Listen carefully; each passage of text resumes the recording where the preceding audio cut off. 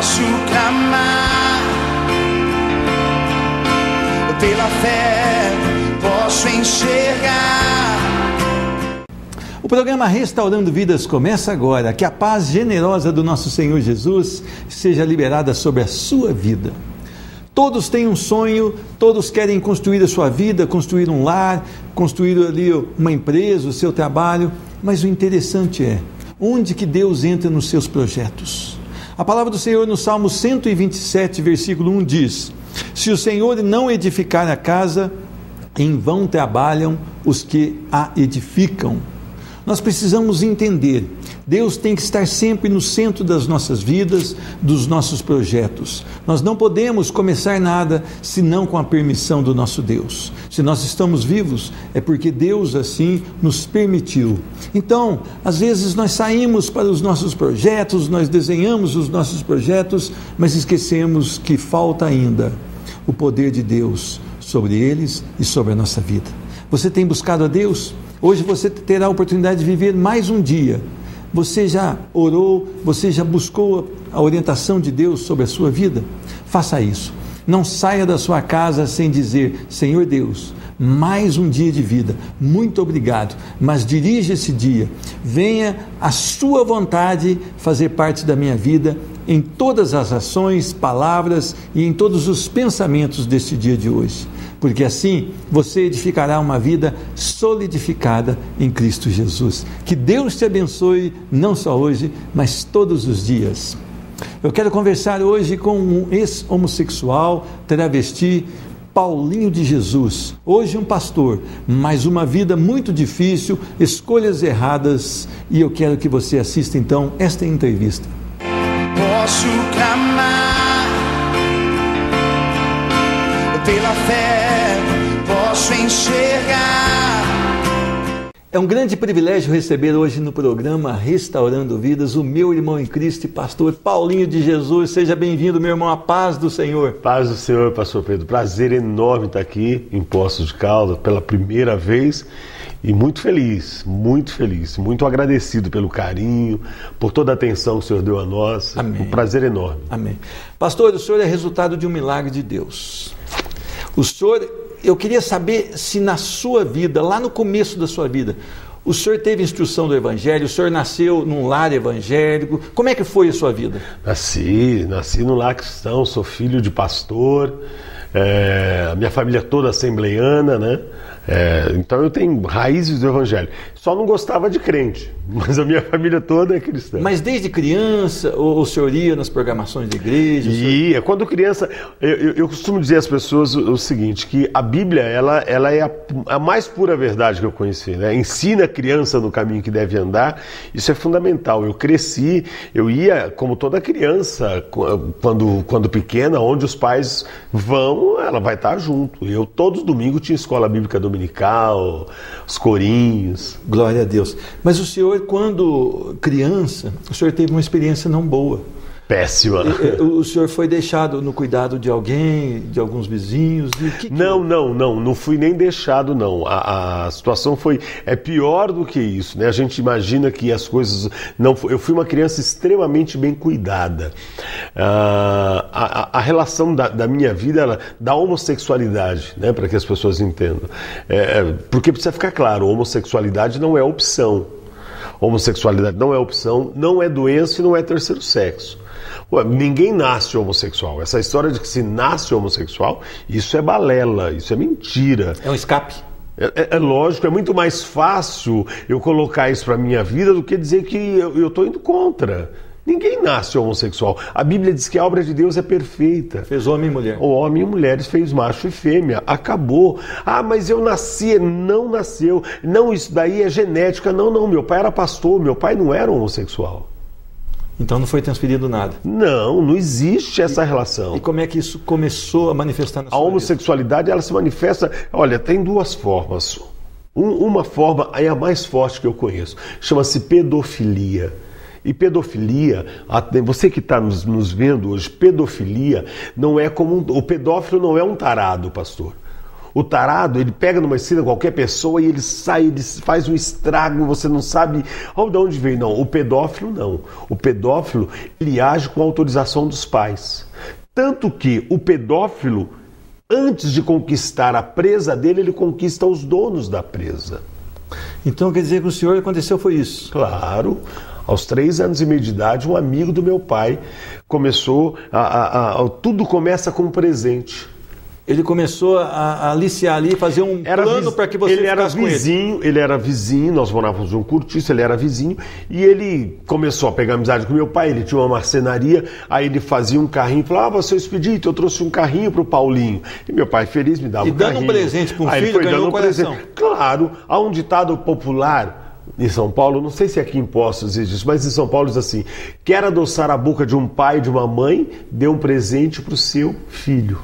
E foi isso que aconteceu. Foi isso que aconteceu. Ele deu um presente, 2. No terceiro presente, ele olhou para trás e falou, esse Expedito, eu esqueci o carrinho que eu fiz pro Paulinho lá em casa.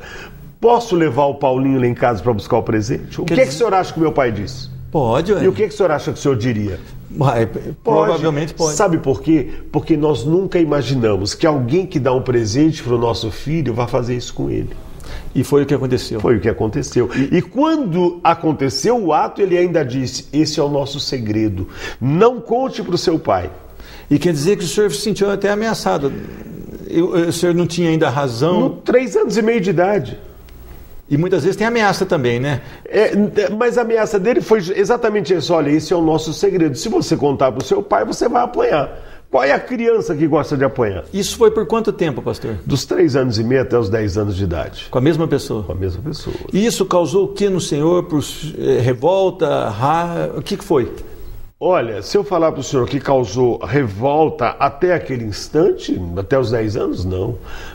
Aos 10 anos, que ele me usava quase que semanalmente, aos 10 anos, quando eu passei da 4ª série primária para a 1ª série ginasial, eu só coloquei uma coisa na minha cabeça. Aquele homem não vai mais tocar na minha vida. Mas essa coisa chamada homossexualidade já estava impregnada. E eu agora queria ter experiência com outros homens. Até porque uma criança com 3 anos de idade, 3 anos e meio, é uma idade que ela está aprendendo, está na formação.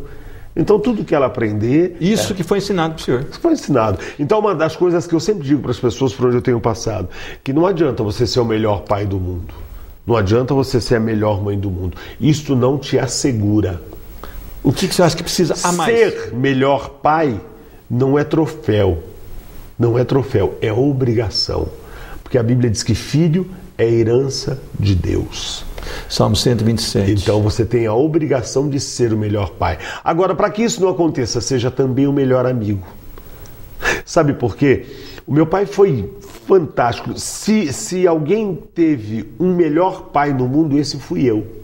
Tanto que eu estou aqui hoje. Se alguém teve o melhor pai, o que tinha de melhor pai lá, Deus deu para mim. Deus deu para mim, porque foi fantástico, porque nós confundimos muitas coisas. Quando nós falamos, não adianta ser o melhor pai, porque eu nunca vi um péssimo pai. Eu nunca vi uma péssima mãe. Eu sempre vejo pai e mãe da melhor qualidade. Às vezes não podendo suprir tudo aquilo que ela queria, mas da melhor qualidade. Agora é importante ser o melhor amigo. Quando meu pai era pastor da Assembleia de Deus, que eu costumo rigoroso dizer, nos da seus Furiosa, costumes. eu falo da Furiosa, A mulher do que era o coque. Belém, era as irmãs do coque, O homem não pode o jogar homem futebol. não podia jogar futebol, não Pô, podia ter bermuda. televisão, terno e gravata. Então aquelas coisas que você sabe que Regimento se viveu em 1964. Meu pai, eu conheci o Evangelho, meu pai saía na rua, alguém apontava para o meu pai e falava, olha, esse é um homem de Deus, não mexe com ele.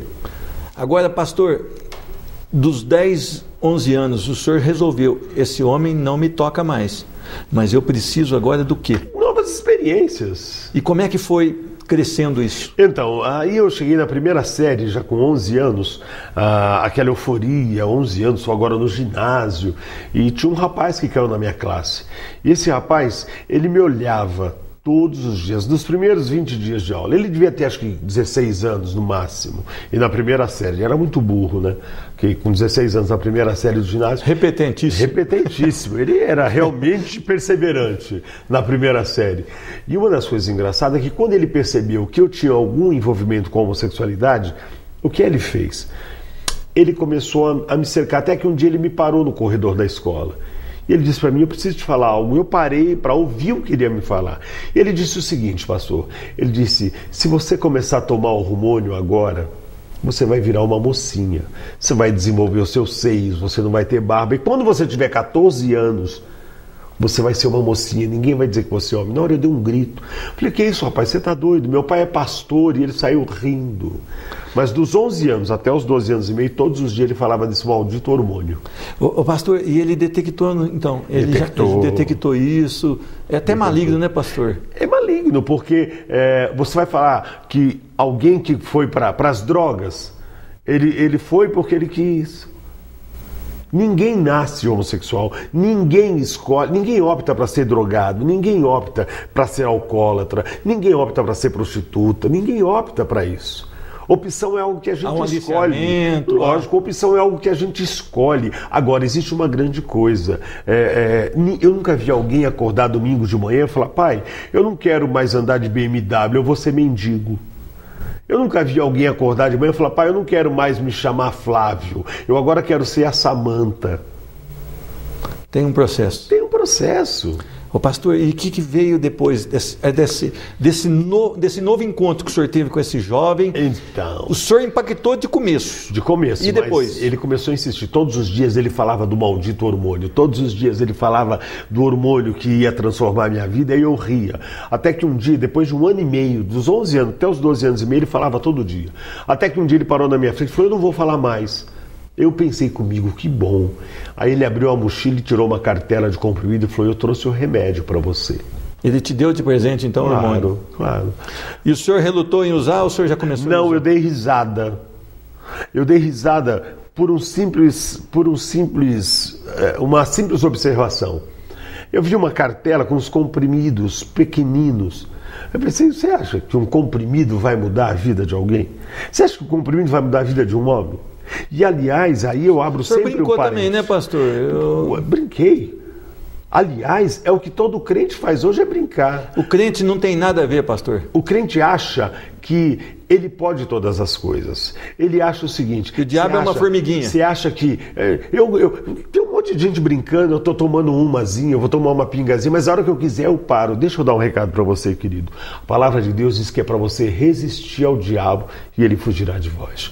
Enquanto você resistir, Deus será contigo. O dia que você desafiar e a coisa apertar, quando você falar Deus vai falar, querido, não tem nada a ver com isso. Eu falei para você resistir, não desafiar. E a palavra diz também, aquele que pensa estar de pé, cuide para que não caia. Pastor, oi, querido. Como é que estava nesse tempo a sua vida espiritual quando... Não. Porque o senhor foi iniciado na escola bíblica. Mas não tinha vida espiritual, não tinha vida espiritual. O senhor não lia mais a palavra? Não, nunca li, não. Se eu falar que eu li, estou mentindo, nunca li, não. Eu ia na igreja com meu pai, eu tinha que ir. O senhor nunca tinha tido um encontro. Entendeu? Agora, uma coisa que me tocava muito na igreja eram os louvores, né? Eu ia na igreja, eu ia por obediência. Porque tem uma coisa muito engraçada, e eu quero deixar bem claro isso. Hoje eu tenho milhões de amigos homossexuais, continuo tendo amigos homossexuais. E eles são apaixonados por mim. Ligam para mim, pastor, poxa, o senhor pode orar por mim? Oro. Porque libertação também não é o que a igreja está pregando por aí. Põe a mão na cabeça. Que é um dia. Não. A Bíblia batismo diz que... também não é formatura, é matrícula, né, pastor? Concorda? Essas coisas que eu acho que são absurdas. Hoje passou pelas águas, já tá no céu. Né? Outro dia eu fui num culto que tinha uma senhora falou assim, eu trouxe 18 homossexuais. Eu quero que o senhor ponha a mão na cabeça deles. Eu digo, eu não sou Jesus. Libertador por excelência é Jesus. É a palavra. Jesus é a palavra. É a palavra. Sem a palavra não tem como. Então quer dizer que uma pessoa que está nesse caminho hoje do homossexualismo, mas ela sente necessidade de se libertar, o que o senhor aconselha ela a fazer? Olha, uma das coisas que ficaram muito claras para mim, e aí o senhor vai conhecer ao vivo as coisas. Uma das coisas que ficaram muito claras é que nós cristãos precisamos entender que nós somos o cartão de visita de Jesus. Né? Somos embaixadores. Então somos representantes. Parecidos com Cristo. Cartão de visita, o senhor já recebeu de alguém cartão de visita? Ele vem amassado? novinho, bonito, lindo, às vezes até colorido. Então é isso que nós vamos entender. Jesus, a Bíblia diz que por onde Jesus passava, a multidão acompanhava. seguia. A Bíblia diz que Jesus não era bonito, mas ele não era mal encarado. Ele não tinha formosura, mas ele tinha sabedoria. Mas ele tinha simpatia, ele tinha uma coisa chamada unção. Compaixão. E isso que nós vamos entender. Como cartão de visita de Jesus, eu ganho muitas almas para Jesus hoje, em nome de Jesus, eu vou lá, vou em busca. Porém, quando essas pessoas, eu sei porque isso aconteceu já na igreja, de eu levar no meu carro, 6 travestis de vestidinho para a igreja. Porque, pastor, Jesus não vai esperar o senhor colocar terno e gravata para dizer que ele é teu, que ele te ama. Ele falou, aquele que vier até mim, de modo algum lançarei fora. Ele recebe como estamos. Então, como é que essas pessoas vão deixar a homossexualidade, vão deixar as drogas, vão deixar o mundo da marginalidade? Sabe quando elas vão deixar? Quando eu e o Senhor e toda essa nação que se diz cristã rever os seus conceitos cristãos. Nós temos que oferecer a elas algo melhor do que elas estão vivendo. Melhor do que está. E o nosso Jesus não é discriminador, mas ele é cheio de compaixão. Jesus não é discriminador, ele não é condenador, ele não é condenador, ele é salvador por excelência. E é transformador, né? Agora, o que é que Jesus faz primeiro? Ele salva ou liberta? Para mim, liberta. Para mim, ele salva. Ninguém consegue lavar um porco no chiqueiro. O senhor acha então que passa... Ele tira, a libertação vem pela palavra. Então ele salva. O que é, quando eu falo salvar, entrou para dentro da igreja, fora da igreja, quando o senhor vai pregar num presídio, alguém aceita Jesus, ali Jesus já está salvando. Agora o processo da libertação não é que agora você tem que ver. Eu fiquei 37 anos na homossexualidade. Sabe o que as pessoas quiseram fazer no dia que eu aceitei Jesus? Olha, agora que você é nova criatura, você tem que mudar suas vestes, que não sei o que. Não. Então, só para a gente resumir, a gente vem, encontra aquele precioso sangue do Cordeiro, é salvo e depois passa no processo da santificação e a palavra vai tirando. Claro, é a palavra. Sabe de uma coisa? Eu só deixo de comer algo que eu gosto se o senhor me oferecer um prato melhor. Pastor Paulinho, nós temos o tempo já encerrado, mas nós vamos continuar no próximo programa, porque eu quero saber o que aconteceu com esses hormônios, para onde foi parar isso e depois o que Jesus fez nessa história. Amém. Tá bom? O programa Restaurando Vidas volta já. Posso clamar pela fé, posso enxergar.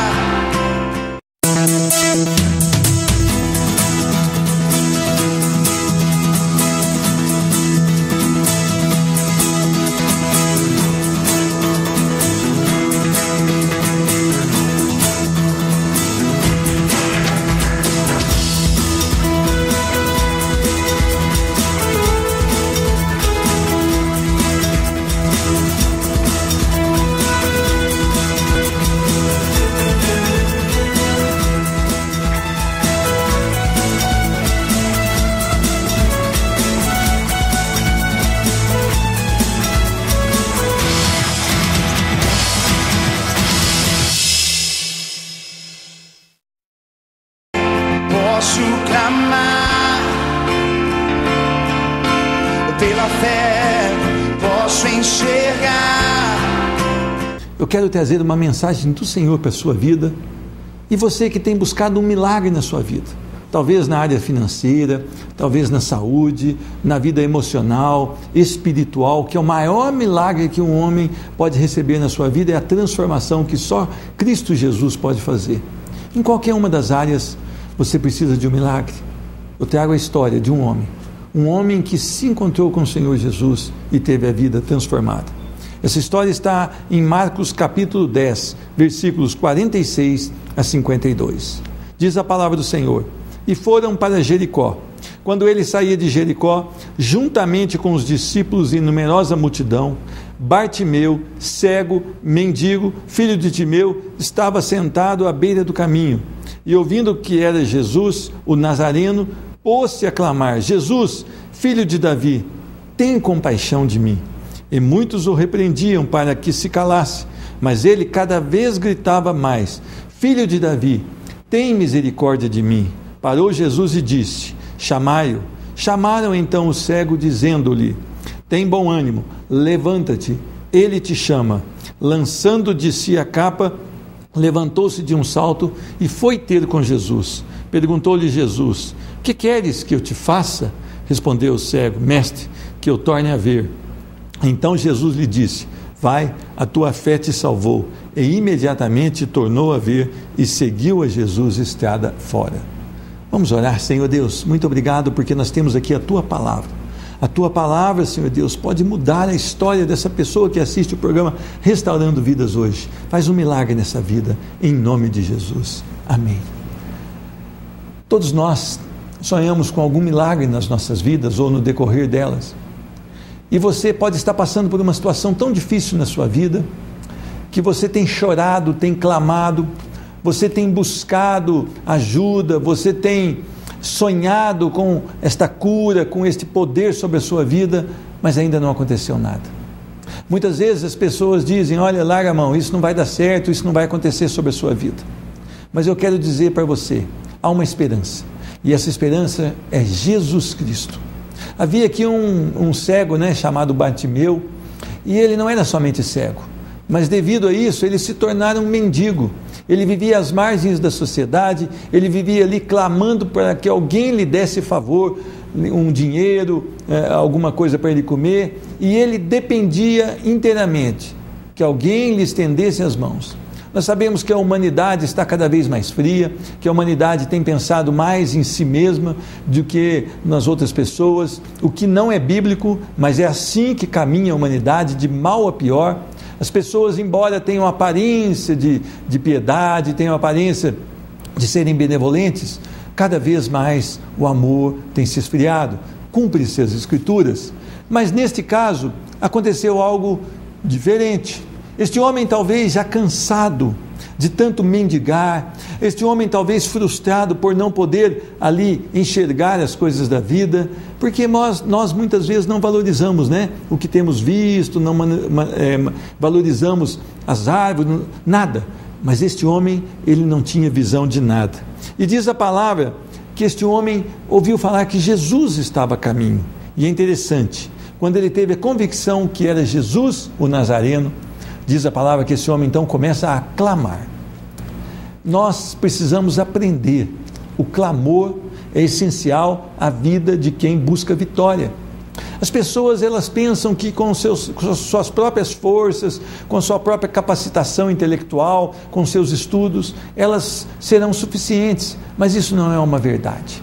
Nós dependemos sim da graça, da misericórdia e do toque do Senhor Deus sobre as nossas vidas. E este homem entende muito isso, e no versículo 47 diz: ouvindo que era Jesus, o Nazareno, pôs-se a clamar: Jesus, filho de Davi, tem o quê? Compaixão de mim.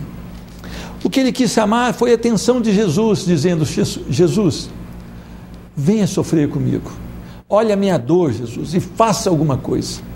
Eu queria agora que você pensasse. As pessoas talvez que você espera tenham decepcionado você, as pessoas que você confia talvez tenham traído você, mas Jesus não.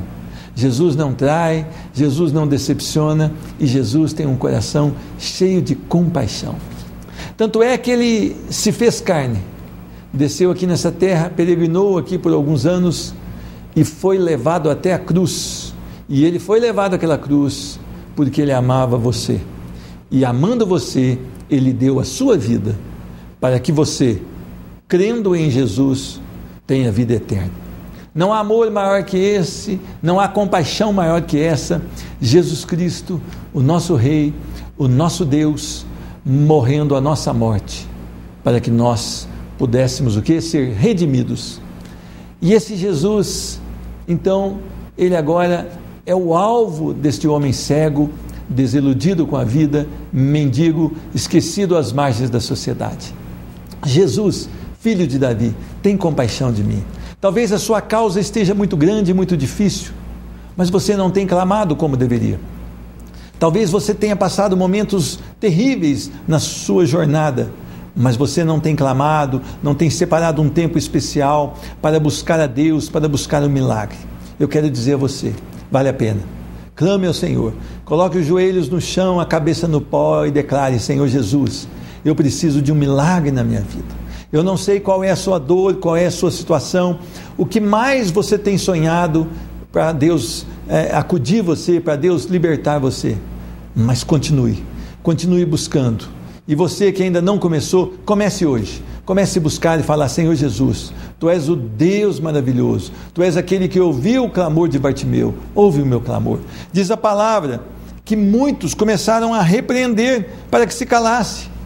As pessoas muitas vezes elas querem impedir que nós cheguemos à bênção. Isso acontece no trabalho, muitas vezes nos nossos familiares, até mesmo ali nas igrejas, pessoas que querem impedir que você alcance a sua bênção. E eles falaram: pare de amolar o mestre, pare de gritar. E Bartimeu não se intimidou. Diz a palavra: mas Bartimeu cada vez gritava mais: filho de Davi, tem misericórdia.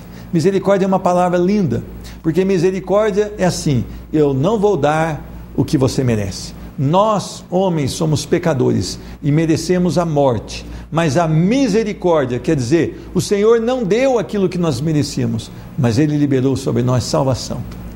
Misericórdia de mim, Senhor, quer dizer, não, perdoa os meus pecados, não olhe para o meu pecado, mas faça-me um favor, tem misericórdia, cancela aquilo que está errado na minha vida e derrama sobre mim a tua bênção. Esse Bartimeu, ele foi persistente, ele não se intimidou, e ele clamou da maneira certa, e ele buscou em Deus aquilo que só ele poderia fazer: misericórdia. Misericórdia é algo maravilhoso, e a palavra do Senhor diz que as misericórdias do Senhor se renovam a cada manhã. O prazer de Deus não é condenar, o prazer de Deus é em perdoar, é em curar, é em salvar, em libertar, em transformar. Hoje nós vemos muito a pessoa pagando uma atitude má com outra atitude má. O Senhor Deus não. Mesmo nós sendo pecadores, Ele morreu para que nós tivéssemos vida. Diz a palavra que Jesus parou e mandou chamá-lo. Disseram agora eles já mudaram o discurso, a oposição já mudou o discurso, tem bom ânimo, Ele te chama. Diz a palavra que esse homem não esperou. Ele poderia ter discutido: mas vocês mandaram eu parar de gritar, agora vocês estão falando para eu ter bom ânimo. Não, ele não olhou para as coisas menores da vida, muito pelo contrário, ele de um salto levantou, jogou a única proteção que ele tinha, talvez o último recurso que ele tinha, que era aquela capa que o protegia de tempos ruins, que protegia do frio, e ele então lança aquela capa fora e diz que ele levantou-se de um salto e foi ter com Jesus. Muitas vezes nós não entendemos o chamado de Deus sobre as nossas vidas, nós não entendemos qual que é o plano de Jesus para as nossas vidas, e nós deixamos as oportunidades passarem. Mas esse homem foi diferente, ele levantou, ele deu um salto e ele foi em direção ao milagre dele. E diz a palavra que Jesus então perguntou: o que você quer que eu te faça? E aquele homem foi extremamente objetivo, algo que muitas vezes nós não somos. E ele falou: eu quero ver, eu preciso ver, torne a ver. E diz a palavra: vai, a tua fé te salvou e fica livre do teu mal. Diz que imediatamente ele tornou a ver, e agora ele, em gratidão, ele viu que ali era o poder, e ele não quis só aquele milagre na sua vida, mas diz a palavra que ele o seguia. Olha que maravilha isso.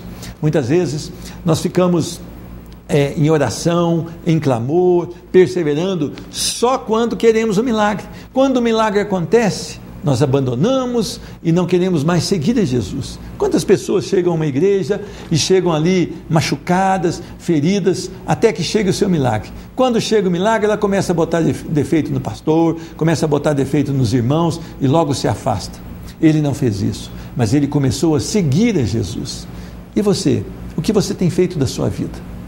Clame, Jesus pode derramar hoje sobre a sua vida, sobre a sua casa, um grande milagre. Vamos orar?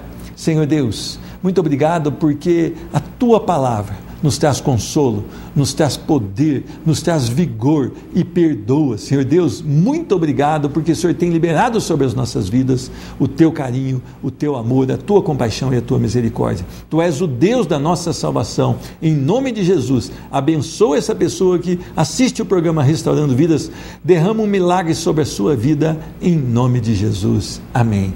Que Deus te abençoe, que você possa estar realmente querendo mais de Deus na sua vida. Procure uma igreja evangélica perto da sua casa, uma igreja séria, onde a palavra é ministrada dentro da verdade. Confira na sua Bíblia, busque a Deus e seja mais que um vencedor, porque Jesus te ama e Ele quer a sua vida restaurada. Amém. Posso clamar pela fé, posso enxergar